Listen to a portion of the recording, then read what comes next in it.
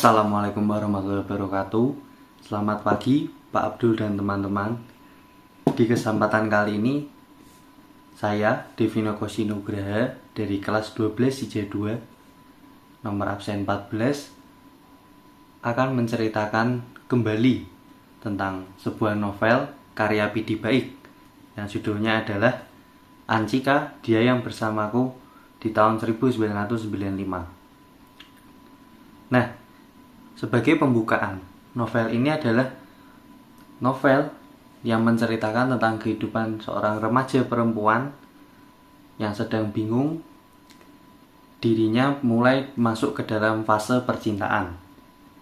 Jadi dia bertemu seorang lelaki dan kemudian karena dia masih labil sebagai anak muda, dia masih ragu-ragu akan perjalanan kisah cintanya. Penasaran dengan ending dan bagaimana kelanjutan ceritanya?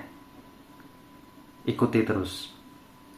Jadi cerita diawali dengan pengenalan karakter bernama Ancika Meirunisa Rabu. Dia adalah seorang anak SMA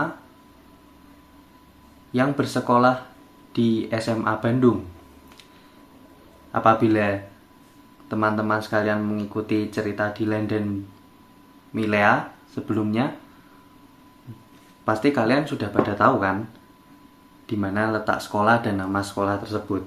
Nah, Ancika ini adalah seorang adik kelas tingkat dari Dylan dan Milea itu.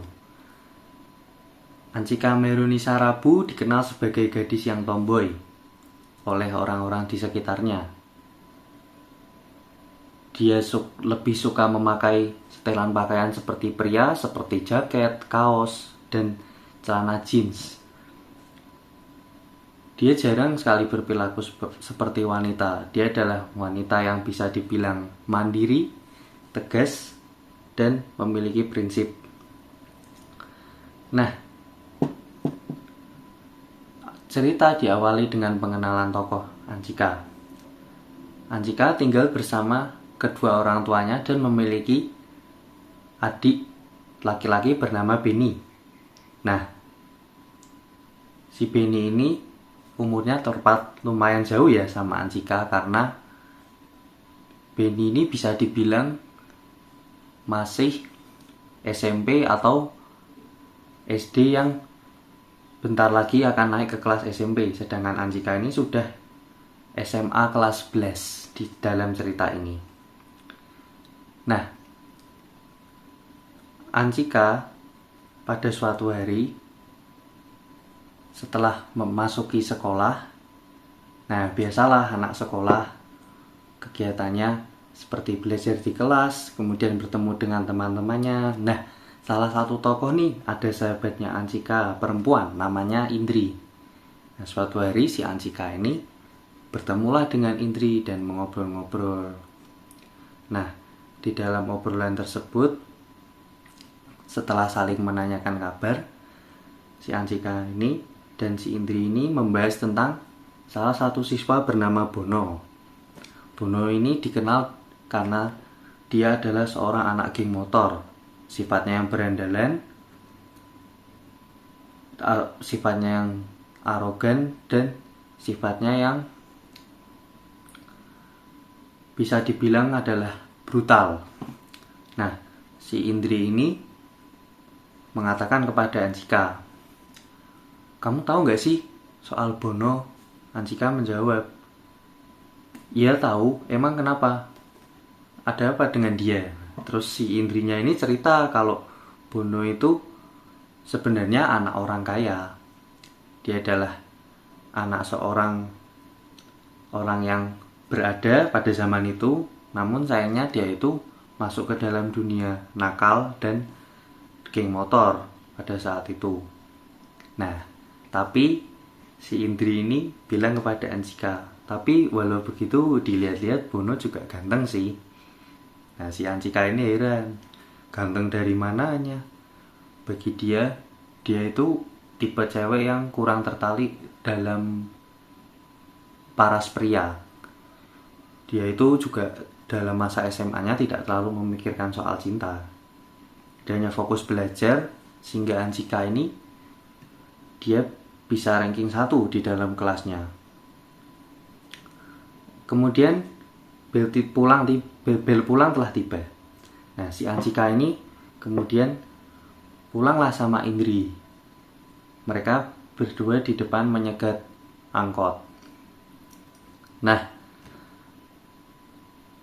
waktu itu tiba-tiba ada Bono yang memarkir motornya di depan sekolah dan sudah bersiap untuk pulang sepertinya.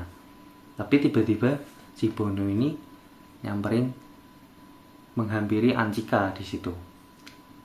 Nah, kemudian ditanyalah, kok belum pulang? Nungguin apa? Terus si Anjika, karena dia sudah cerita dengan Indri sebelumnya tadi, mereka sudah bergosip tentang lika-liku hidupnya si Bono yang kita tahu seperti itu. Nah, si Anjika ini membalasnya dengan rada jutek. Iya, lagi nungguin angkot. Kenapa emang? Nah, si Bono ini kaget karena dijawab dengan jutek itu, tapi dia merasa tetap kalem aja. Dia merasa tetap tenang dan kemudian lanjut nanya. Sampai pada akhirnya setelah obrolan itu, si Bono bilang ingin mengantar pulang si Anjika ini. Tapi si Anjika menolak karena ya dia nggak mau lah. Secara dia itu cewek yang mandiri ya, dia biasa pulang naik angkot sendiri. Tiba-tiba ada cowok udah berandalan, dikenal sebagai anak geng motor, tapi nawarin dia pulang bareng. Jelaslah si Anjika ini dia merasa takut dan merasa nggak nyaman kalau misalnya pulang bareng Bono. Apalagi di situ ada Indri. Nggak mungkin kan si Anjika ini ninggal Indri. Akhirnya si Bono membuat suatu komedi di situ. Terus kapan saya bisa nganterin teteh pulang? Bilangnya gitu. Nah, si Anjika bilang, nanti tahun 2095. Nah, di situ Bono tertawa. Kelamaan dong kalau 2095. Belum tentu juga kita masih hidup. Terus akhirnya Anjika ya tidak menghiraukannya dan kemudian angkotnya datang. Nah, akhirnya bisalah si Anjika itu pulang sama si Indri. Terus akhirnya sampai rumah, setelah kejadian tadi ya si Anjika ini merenung lah, merasa kayak risih gitu, kok Bono tiba-tiba nyegat dia di depan sekolah, kemudian nawarin pulang bareng. Secara kan Bono ini nggak terlalu dekat sama si Anjika. Mereka adalah kawan satu SMA namun beda kelas. Si Cika ini kemudian membuat sebuah lemon tea di rumahnya. Menyeduh lemon tea, kemudian dia berpikir untuk mengerjakan tugas-tugas yang ada. Karena ya kelas 11 SMA memang waktu itu dalam buku novel ini diceritakan selalu selalu pulang dengan membawa tugas pekerjaan rumah yang banyak dari sekolah, sambil mendengarkan radio dan juga sesekali memakan camilan. Setelah itu, keesokan harinya si Anjika ini berangkat ke sekolah seperti biasa. Dan pada saat itu kebetulan dia dijemput oleh Mang Anwar setelah dia selesai sekolah. Nah, siapa sih Mang Anwar ini? Mang Anwar ini adalah bisa dibilang adalah keponakan dari ibunya si Anjika. Dan memang kebetulan mereka tinggal bersama waktu itu. Tinggal bersama satu rumah dengan keluarganya Anjika. Nah, setelah dijemput Mang Anwar pulang, si Anjika ini nggak langsung pulang karena di tengah perjalanan si Mang Anwar bilang, hari ini Abah ulang tahun loh. Oh iya, aku lupa. Aku kira ulang tahunnya besok, Mang. Gitu kata Anjika. Ya udah, akhirnya Mang Anwar memutuskan untuk supaya Anjika izin ke ibunya untuk mampir sebentar ke rumahnya si Abah. Nah, di rumahnya si Abah itu ternyata adalah tempat berkumpulnya teman-temannya si Mang Anwar. Yang tentunya mereka adalah anak-anak mahasiswa, karena si Mang Anwar ini adalah salah satu yang sudah lulus sekolah, atau kita bisa bilang sekarang lagi kuliah.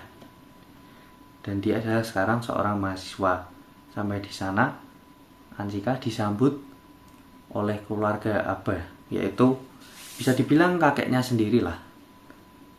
Nah, kemudian di sana sambil ngobrol-ngobrol sama Abah, diseduhkan teh hangat oleh Abah dan istrinya untuk menyambut dia datang, dan tidak lupa mengucapkan selamat ulang tahun. Dan di sana juga terjadi makan-makan bersama lah. Nah, saat mereka datang, ternyata di depan rumah Abah itu ada beberapa temannya Mak Anwar kan, yang tadi sudah aku sebut, yang lagi nongkrong itu. Nah, salah satunya itu adalah Dilan. Nah, setelah selesai makan-makan dan acara kecil-kecilan di rumahnya Abah, kemudian si Anjika ini sama Mang Anwar sudah ingin pamit pulang. Waktu pamit, tiba-tiba si Anjika sama Mang Anwar ini terhenti oleh suatu suara panggilan. Ternyata itu si Dilan. Dilan mencoba memanggil Anjika dengan menggoda. Nadanya tuh menggoda kayak, "Kak, kakak." Begitu. Nah, si Anjika ini ya flashback kan, dia kan tidak terlalu suka kalau tidak terlalu peduli lah dengan laki-laki. Nah, kemudian dia itu menjawab panggilannya Dilan seperti kayak, "Kenapa sih?" gitu. Kemudian Dilan jawab, "Jangan galak tuh kak, mau kenalan boleh nggak?" Nah, si Cika ini jawab, "Kenalan? Kenalan buat apa? Emang penting?" Si Cikanya ngomong gitu. Nah, habis itu karena Dilan ini memang orang sikapnya seperti itu, jadi dia agak selengekan sih sama si Cika waktu itu. Dan akhirnya ya pada akhirnya mereka belum terlalu kenal lebih dekat, hanya tahu sebatas nama, dan Dilan hanya tahu sebatas kalau Cika itu adalah saudaranya si Mang Anwar ini. Nah, kemudian akhirnya mereka pulang nih, Cika sama si Mang Anwar. Nah, di perjalanan tuh si Cika ini bertanya sama Mang Anwar, sebenarnya Dilan itu siapa? Kok bisa dekat sama Mang Anwar? Padahal orangnya ya menurut Cika waktu itu, pandangan pertamanya dia adalah Dilan itu orangnya kayak selengean dan tidak jelas.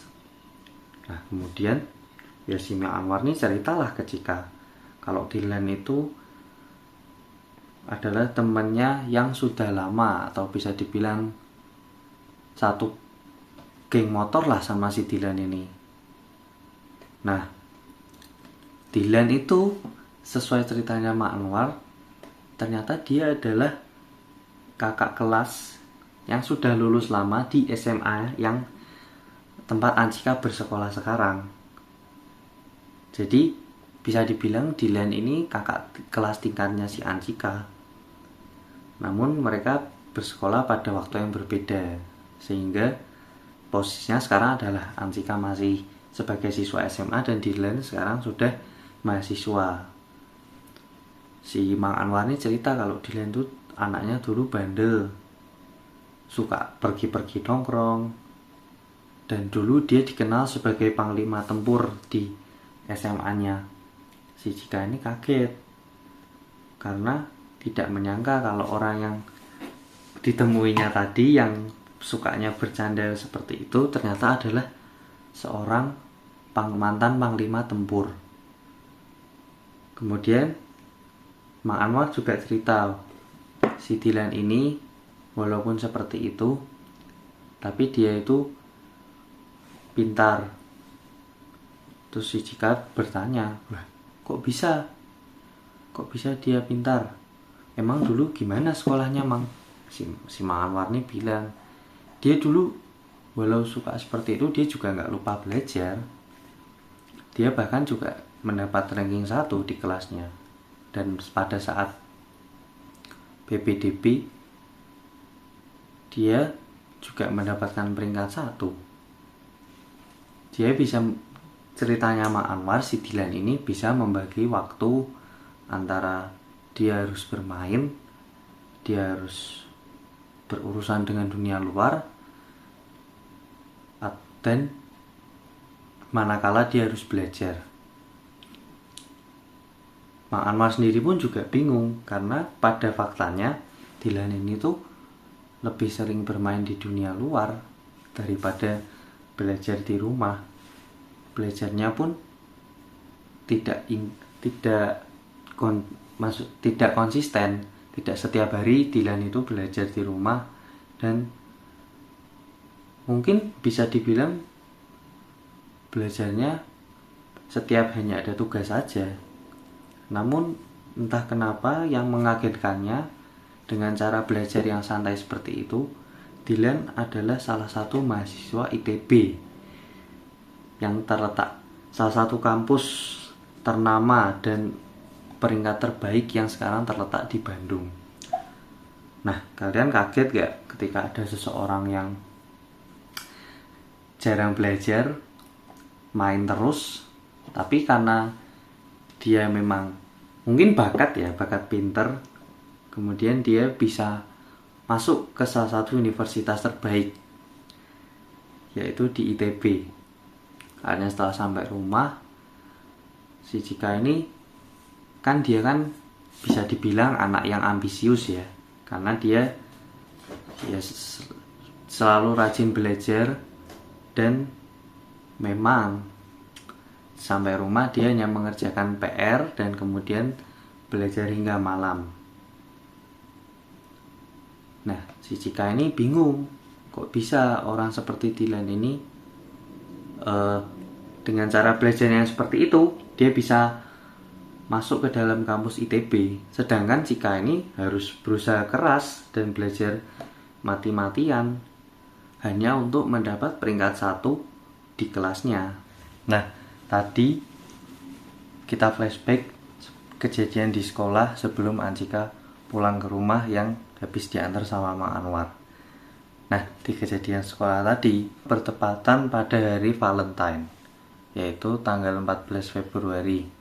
Nah, tiba-tiba si Jika ini yang lagi belajar di kelas bersama Pak Yusuf, guru bahasa Indonesia, dihampiri oleh Bono yang mengetuk pintu kelas dan meminta izin kepada Pak Yusuf supaya diizinkan untuk masuk dan memberikan sesuatu yang penting, katanya, untuk Jika. Nah, kemudian diizinkanlah oleh Pak Yusuf supaya Bono masuk dan untuk segera memberikan barang yang katanya penting untuk si Anjika. Nah, pada saat Bono masuk ke kelas dan menghampiri tempat duduk si Anjika itu, si Bono ternyata membawa sebuah bunga dan diberikan kepada Anjika beserta coklat. Kemudian Bono memberinya dengan ucapan selamat hari Valentine untuk si Jika. Tapi si Jika merasa aneh dengan itu karena ya bagaimanapun mereka tidak memiliki hubungan apa-apa. Bono melanjutkan bicara, kamu boleh menerimanya jika kamu mau. Tapi si Jika bilang, enggak, aku enggak mau. Apa sih? Lagian lagi pelajaran tiba-tiba datang ngasih kayak gini. Nah, terjadi sedikit kegaduhan di sana. Nah, kemudian dihampirilah oleh Pak Yusuf. Nah, setelah Pak Yusuf melihat ternyata si Bono izin masuk ke kelas hanya untuk menyerahkan coklat dan bunga, Pak Yusuf pun ketawa bersama teman-teman di kelas saat itu. Nah, si Cika ini merasa sedikit malu. Kemudian, ya karena ingin melanjutkan pelajaran, si Bono ini akhirnya disuruh keluar oleh Pak Yusuf, keluar dari kelas karena dianggap telah sedikit mengganggu pembelajaran ya di saat hari itu. Nah, akhirnya pembelajaran Indonesia pun berlanjut. Nah, perlu kalian tahu si Ancika ini juga ikut salah satu les bimbel karena kelas 11 kan juga mulai ada namanya persiapan untuk kelas 12 nanti ya, menghadapi ujian UTBK dan segala macam supaya siap untuk mendaftar kuliah. Nah, si Cika ini bimbel bersama teman-temannya yang baru dia kenal, namanya ada Iksan, Ipul, dan si Bagas. Nah, ketiga teman ini ya cowok semua seperti yang kita tahu dari namanya. Ketiga temannya ini yang selalu berangkat bareng dan les bimbel bareng sama si Cika. Nah, waktu perjalanan bimbel berlangsung, mereka ya nggak hanya membicarakan tentang pelajaran. Terkadang mereka berencana untuk main bareng waktu hari weekend atau mengunjungi tempat mana lah setelah bimbel sebelum mereka pulang, seperti itu. Dan mereka biasanya berangkat bimbel atau bepergian setelah bimbel itu bersama si Bagas, karena kebetulan si Bagas ini bawa mobil.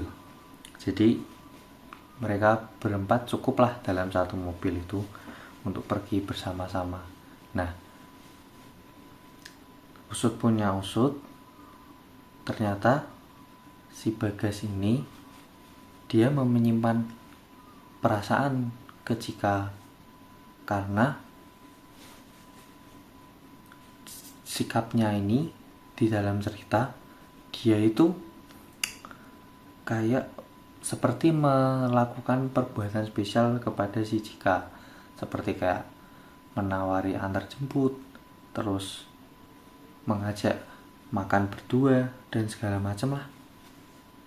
Tapi si Cika ini awalnya tidak merasa kalau si Bagas ini memang ada perasaan khusus untuk si Cika. Dia hanya menganggap mereka seperti teman biasa, dan itulah prinsipnya. Jika memang tidak terlalu menganggap serius tentang perasaan Bagas untuk dia, karena dia masih merasa kalau si Bagas ini adalah temannya dia, teman dekat yang biasa bimbel bersama. Nah, kemudian karena diperlakukan spesial itu, kemudian si Cika ini cerita ke Indri, sahabatnya, dan Indri rasa memang benar si Bagas ini ada rasa ke Ancika, karena perlakuannya seperti itu ya tidak normal untuk dilakukan pria. Kalau si pria itu menganggap si ceweknya sebagai teman, hanya sebatas teman, pasti berharap kalau misalnya si Bagas ini suatu saat bisa memiliki Cika sebagai pacarnya. Nah,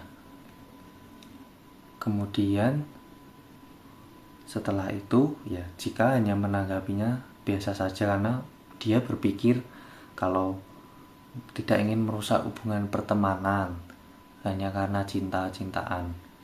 Jadinya si Cika tetap menanggapi Bagas seperti biasa, namun dia tidak lupa atas saran yang diberikan Indri juga untuk istilahnya tidak terlalu menaruh harapan lah, seperti itu.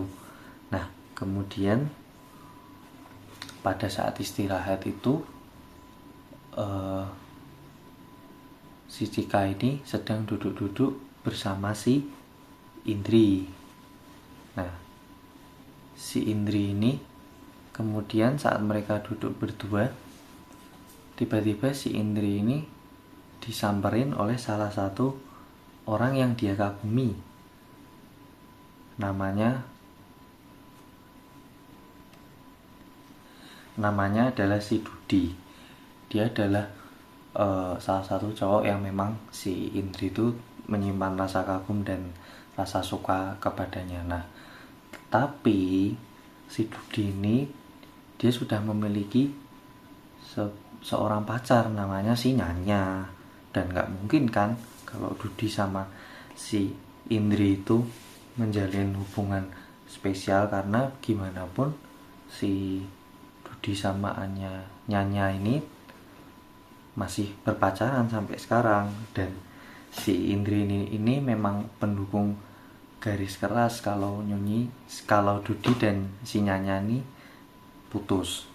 Nah, waktu itu mereka disamperin Dudi, kemudian sedang mengobrolkan sesuatu.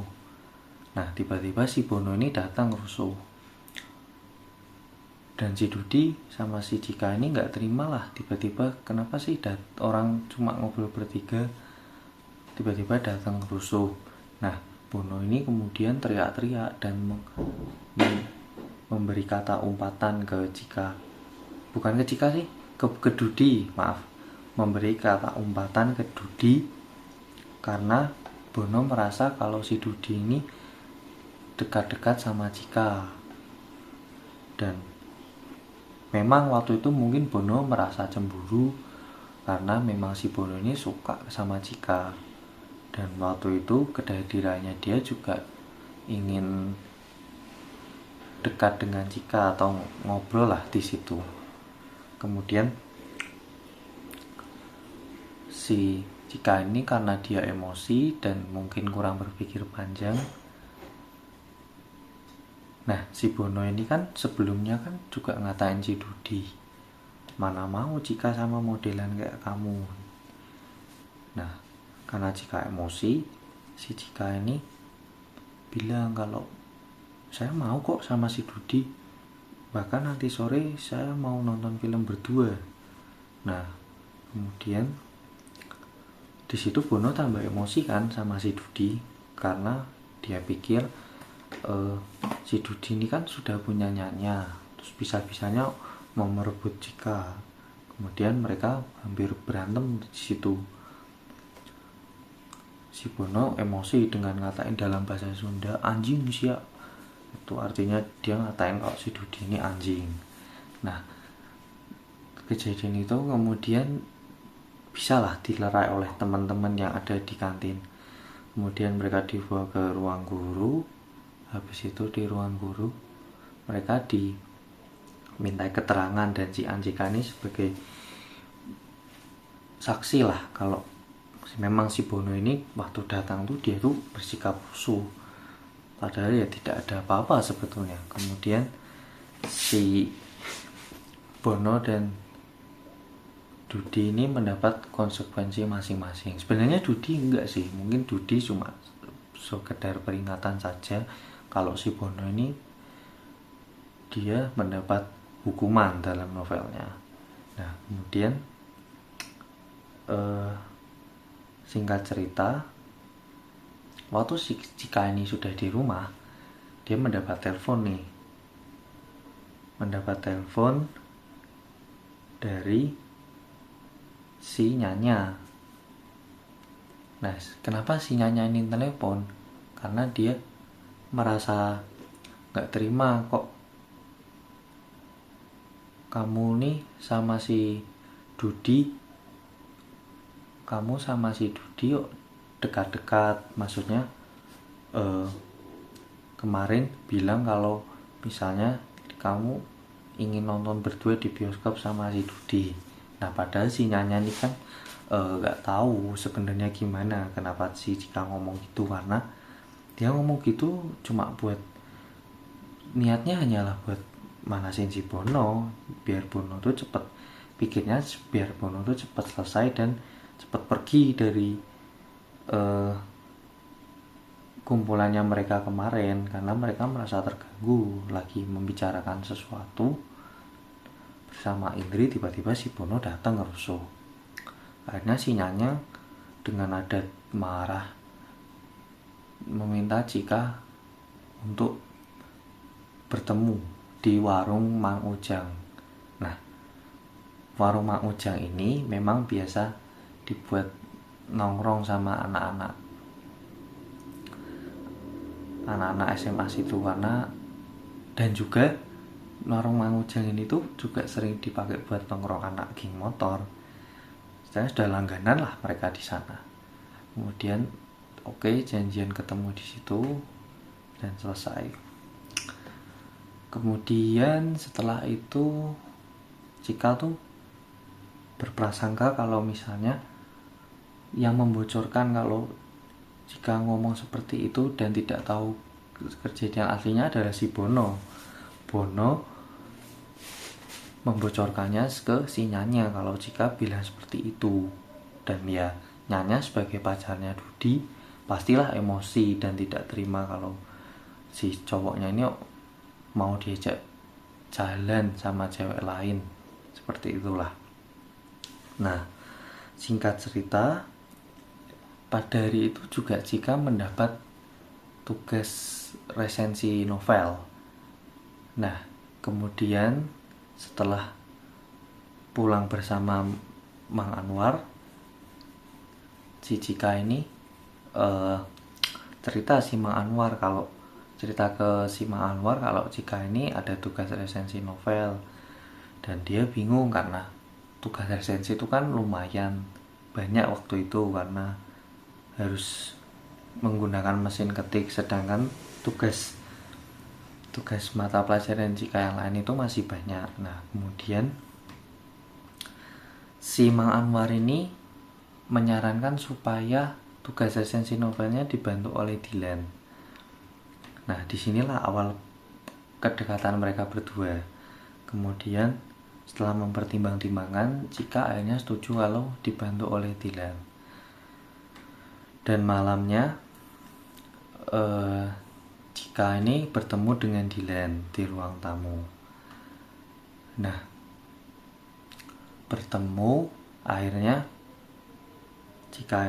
tugasnya Cika ini dibantu oleh Dilan. Dan Dilan bertanya di mana mesin ketiknya. Akhirnya diambilkan mesin ketiknya. Setelah itu Dilan mengerjakan tugas resensi novelnya si Ansika. Dan Cika di sebelahnya mengerjakan PR-PR yang lain. Pada malam itu keadaannya sunyi dan tenang banget. Gak kayak biasanya dari seorang Dilan tuh selalu ada aja tingkah lelucon atau ada aja hal yang menjengkelkan. Malam itu Dilan benar-benar serius mengerjakannya. Akhirnya setelah semuanya selesai, Dilan juga sudah bertemu mama papanya Cika dan sedikit mengobrol. Semuanya baik-baik saja dan akhirnya pada keesokan pagi Cika pun berangkat sekolah. Sesampainya di sekolah dan membacakan resensi novelnya di depan teman kelas, si Cika ini terkejut karena isi resensi novelnya itu adalah sebuah paragraf-paragraf lucu yang tidak membahas tentang novelnya. Malah si Dilan ini membahas si Ansika dengan kalimat-kalimat bualannya itu. Nah, karena merasa malu, akhirnya Cika merasa ngambek sama si Dilan. Akhirnya karena Cikanya ngambek, dia bilang ke Mang Anwar kalau Dilan sudah membuat kacau tugas bahasa Indonesia resensi novelnya. Kemudian kata Mang Anwar, terus gimana Cika maunya? Cika bilang, suruh Dilan minta maaf. Akhirnya ya Mang Anwar menyampaikannya ke Dilan untuk minta maaf kepada Cika. Nah, akhirnya di suatu waktu Cika pulang dijemput oleh Dylan sebagai tanda permintaan maaf. Dan Dylan sudah komunikasi sebelumnya melalui telepon atau lewat Mang Anwar gitu. Nah, saat perjalanan pulang, Dylan memberikan sebuah koran yang diterbitkan di kota Bandung pada saat itu. Dan ternyata permohonan maaf Dylan itu disertakan di dalam koran itu. Dan ya, karena kalimat permohonan maaf kepada Anjika ada di koran itu, ya otomatis semua warga Bandung ikut membaca. Dan itu salah satu hal yang buat Cika itu kayak merasa impress sama si Dylan ini, karena tindakannya itu sungguh tidak pernah terbayangkan lah oleh Cika ini. Ya siapa coba orang yang nulis permintaan maaf di kertas koran dan udah tahu kertas koran itu dibaca banyak orang kan. Kemudian singkat cerita, hubungan Dylan dan Cika ini semakin dekat karena si Dylan ini sering membantu Cika dalam mengerjakan pekerjaan rumah. Cika juga sempat berpikiran bahwa kok bisa si Dylan ini sempat-sempatnya membantu aku terus, padahal ya dia sebagai mahasiswa pasti kegiatan dan tugasnya juga banyak kan tuh. Nah, kita kembali lagi di teleponnya si Nyanya itu yang dia mengajak Cika ketemuan. Akhirnya mereka bertemu di di warungnya Mang Ujang itu. Nah, kemudian si Cika ini duduk dan si Nyanya karena si Nyanya ini orangnya emosian, dia langsung ngata-ngatain Cika dan bahkan meludah ke Cika. Akhirnya karena hal itu ya, walau Cika emosi dan mungkin bisa saja si Cika ini memukul si Nyanya, namun dia tetap tahan dan akhirnya mereka dilerai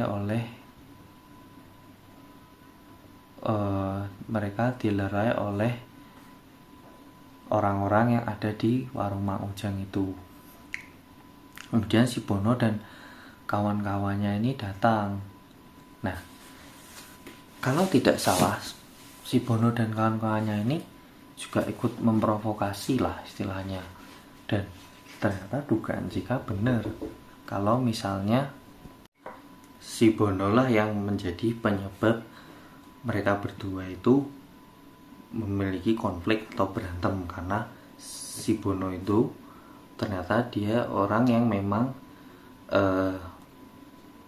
mengadu kepada si Nyanya kalau si Cika ini berbicara seperti itu, yaitu berbicara ingin menonton berdua dengan si Dudi. Nah, singkat cerita, setelah kejadian itu si Bono ini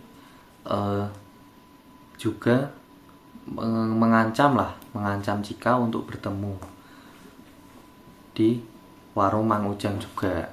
Kemudian akhirnya Cika pulang dan pada malam harinya seperti biasa Dylan datang untuk membantu si Cika mengerjakan pekerjaan rumah atau PR dari sekolah. Kemudian awalnya untuk bercerita, si Cika ini ragu untuk bercerita kepada Dylan atas konflik yang telah ia lalui bersama si Bono itu. Kemudian akhirnya Cika pun memberanikan diri untuk membuka obrolan dengan Dylan mengenai apa yang dialaminya di warung Mang Ujang itu. Dan si Cika ini bilang kalau misalnya dia diajak bertemu oleh Bono di warung Mang Ujang setelah sepulang sekolah. Kemudian Dylan menanggapinya hanya dengan biasa, tidak menunjukkan rasa seperti kayak terlalu membela, tapi dia memperhatikan apa yang diceritakan Cika. Sehingga pada keesokan harinya, setelah pulang sekolah, akhirnya si Cika ini sesuai dengan perjanjiannya, Cika datang ke warung Mang Uja.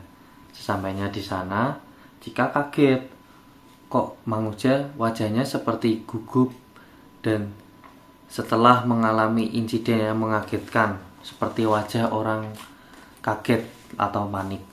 Nah, ternyata sebelum kejadian Cika datang ke warung Mang Uja, si Bono dan teman-temannya sudah berada di warung Mang Uja itu. Kemudian ada segerombol anak geng motor yang menyerbu warung Mang Uja dan memberi pelajaran kepada Bono. Teman-temannya dibebaskan untuk pergi, namun Bono dilakukan sebuah pendisiplinan di sana. Pada akhirnya Bono yang awalnya berpakaian lengkap waktu berangkat sekolah bersama jaket, akhirnya istilahnya dilucuti dan Bono pulang hanya dengan celana pendek dan kaos. Nah, si Cika kaget siapa yang telah melakukan tindakan seperti itu. Dan akhirnya waktu si Cika ini sampai rumah dan bersiap untuk mengerjakan PR nanti malam, dia menghubungi Dilan. Dan si Dilan ini seperti biasa mengabari Cika bahwa dia akan datang nanti malam untuk membantunya mengerjakan PR seperti biasa. Setelah itu pada malamnya si Cika ini cerita ke Dilan tentang apa yang terjadi tadi. Dan betapa terkejutnya Cika ketika Dilan mengakui bahwa Dilanlah dalang dibalik pendisiplinan yang terjadi kepada Bono di warung Mang Uja tadi. Nah, setelah itu si Cika ini gimana ya? Si Cika itu merasa terima kasih karena telah dibantu Dilan. Namun menurut Cika, caranya itu salah. Karena Cika itu memang tidak suka anak-anak yang berbau geng motor dan berandalan itu. Mungkin kalau Dilan ingin membantu, menurut Cika, Dilan bisa melakukan dengan cara yang lebih baik. Tidak harus dengan mengeroyok bersama anak-anak geng motornya. Nah, setelah kejadian itu, pada saat Cika bertemu Bono lagi, akhirnya Bono merasa bersalah ke Cika. Dan si Bono bilang, "Kamu teh ternyata ceweknya Kang Dilan. Maaf, Bono nggak tahu." Nah, si Cika itu karena dia memang belum menjadi pacarnya si Dilan, ya dia bilang saja ke Bono, "Aku bukan ceweknya Dilan kok. Tapi ya udah, Cika maafin." Terus si Bono tidak percaya karena memang yang dilakukan Dilan seperti sikap bentuk perlindungannya kepada Cika itu seperti kalau dia itu adalah sedang berperan sebagai pacarnya si Cika. Nah, kemudian hubungannya Cika sama Dilan ini semakin dekat hari demi hari. Mulai dari kepercayaan papa dan mamanya Cika yang menyuruh Cika untuk sepulang dari bimbel dijemput oleh Dilan. Nah, di suatu momen ketika si Dilan ini mengantar Cika ke tempat bimbelnya atas suruhan ibunya, si Bagas, Iksan dan Ipul menyaksikan bahwa Cika itu turun dari motornya Dilan setelah diantar Dilan. Dan Iksan dan Ipul di situ tahu bahwa Bagas itu cemburu kepada Dilan. Karena ya gimana tidak cemburu, Bagas sendiri kan menyimpan rasa yang belum diungkapkan ke Cika. Akhirnya di hari itu Bagas banyak diamnya ke Cika, bahkan tidak menggubris omongan yang disampaikan Cika. Namun Cika tidak merasa aneh. Dia lebih merasa tidak peduli apa yang orang lain lakukan kepada dia. Yang penting Cika di sini tidak merasa berbuat salah apa-apa. Dia lebih ke terserah orang itulah dia ingin bersikap apa terhadap saya. Kalau memang dia baik ya saya hanya bisa membalasnya baik. Begitulah prinsipnya si Cika. Kemudian si Anjika ini juga akhirnya pulang bimbel dijemput oleh Dylan. Dan waktu dijemput oleh Dylan itu di atas motor, Dylan dengan karakternya dia suka mengajak Cika untuk bercanda dan sedikit memberikan berupa gombalan-gombalan kepada Cika. Nah, karena kedekatannya dengan Dylan ini akhirnya lama-kelamaan Cika merasa nyaman sama Dylan. Gimana bisa tahu kalau Cika ini merasa nyaman dengan Dylan? Sesimpel seperti terkadang Dylan itu mengajak Cika untuk pergi ke suatu tempat bersama ataupun mampir di warung setelah sepulang bimbel untuk hanya sekedar mengobrol dan sedari hal kecil itu Cika merasa sangat nyaman kepada Dylan. Nah, setelah kedekatan Cika dan Dylan mulai sering membuat beberapa peristiwa, akhirnya pada suatu hari si Bagas ini dia menyatakan perasaannya ke Cika karena istilahnya dia sudah tidak kuat lah memendam rasa yang lama dan tidak kuat tentang kecemburuannya dia itu. Akhirnya di suatu waktu Bagas memulainya dengan minta maaf ke Cika karena merasa sudah pernah mendiamkan si Cika itu. Aslinya Bagas waktu itu sedang tidak mood saja, tidak berniat memutus hubungan pertemanan lah dengan si Cika ini. Nah, saat ditembak Bagas itu Bagas memberi bunga mawar dan coklat. Bunga mawar kalau diambil sebagai tanda diterimanya cintanya si Bagas.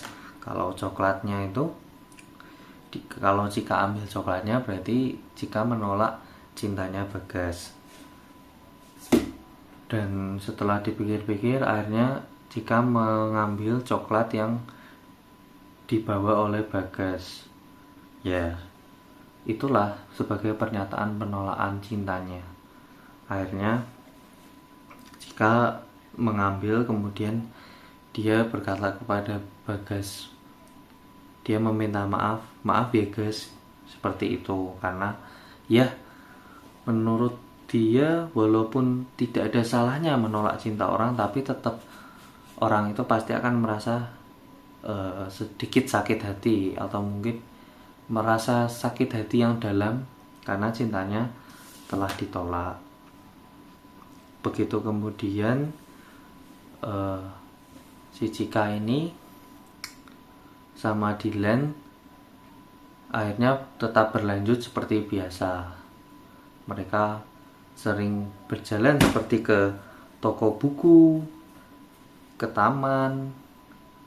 Mereka juga kadang pernah sesekali Dylan mengajak si Cika ini untuk mereview atau observasi kampus, karena waktu itu kebetulan si Cika ini sudah persiapan untuk menjadi mahasiswa. Dan Dylan bertanya, kampus impianmu itu di mana? Si Cika menjawab di Unpad. Kemudian diajaklah survei sama si Dylan itu ke kampus Unpad itu. Dan singkat cerita, setelah survei itu si Cika sama si Dilan ini sepulang dari observasi, mereka kehujanan di jalanan Bandung yang kebetulan waktu itu sepi dan hanya sedikit lah kendaraan yang lewat. Nah, kejadian ini mengingatkan kita ya kepada film Dilan dan Milea, di mana mereka saling berboncengan di motor dan kehujanan, dan ya itu sebuah momen yang istilahnya terulang kembali sih di hubungan Dilan dan Antika ini. Nah, singkat cerita, karena hubungan Antika dan Dilan ini tambah lama memang semakin dekat, dan karena memang orang tuanya si Antika ini sudah setuju sama si Dilan.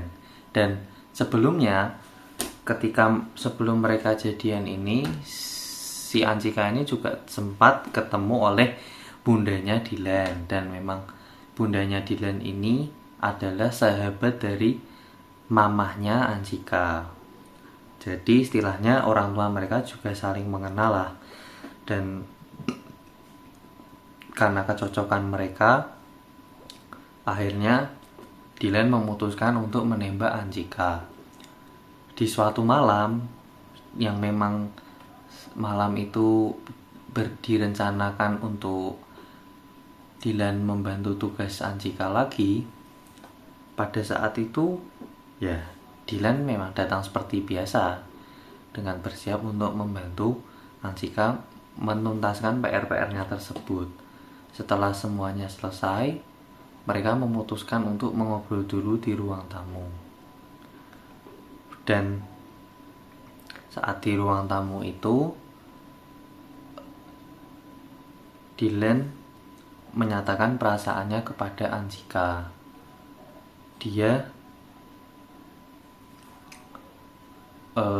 bilang kalau misalnya, kenapa nggak kita pacaran aja? Kamu anggap aku sebagai pacar nggak? Gitu. Dilan bilang seperti itu. Namun karena si Antikanya ini masih dengan prinsip yang sama, dia itu walau sudah merasa nyaman dengan Dilan, dia itu tetap memiliki rasa ragu yang besar. Dan akhirnya istilahnya waktu itu Antika melakukan penolakan dengan cara dia bilang kepada Dilan untuk berpikir lebih dahulu. Akhirnya setelah 3 hari mereka bertemu lagi nih di rumah.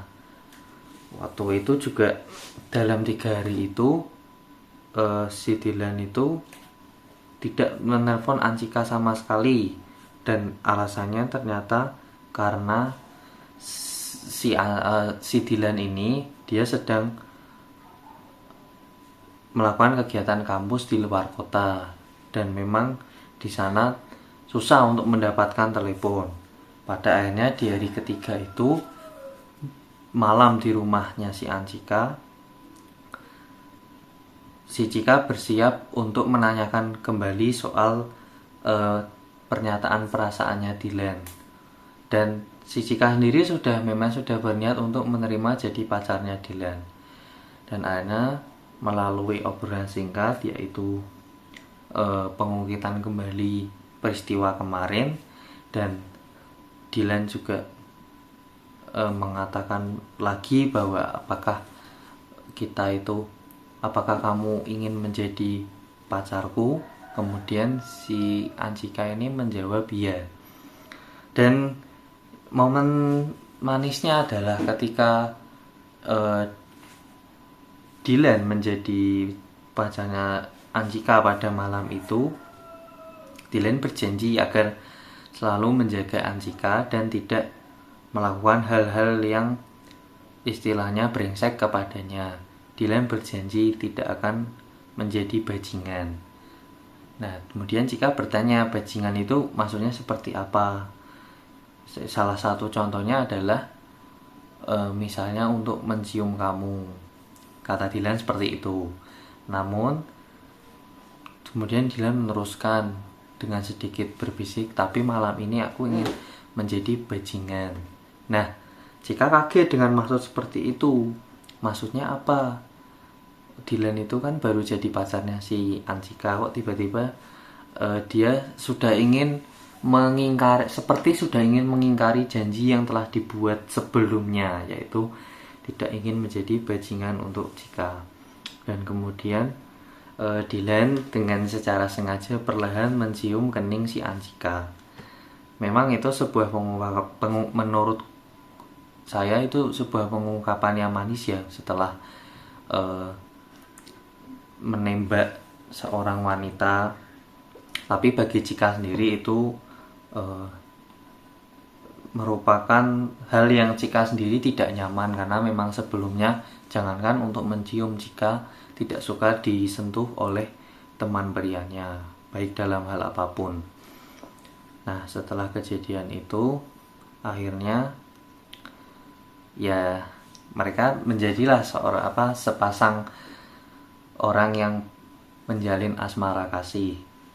Dan setelah itu, karena Cika masih belum bisa terima dengan perlakuan Dylan yang mencium keningnya, si Anjika ini menyuruh Dylan untuk minta maaf kepadanya, sehingga sebagai pengungkapan maaf Dylan menulis satu buku penuh "Saya Tidak Akan Lagi Menjadi Bajingan". Seperti itulah kisah Anjika dari hingga berkenalan dengan Dylan sampai menjadi pacarnya Dylan. Saya hanya menceritakan sampai pacaran saja, karena memang jika kalau semua durasinya sangat panjang. Terima kasih atas perhatiannya. Semoga cerita ini bisa menghibur teman-teman semua. Terima kasih. Sekian.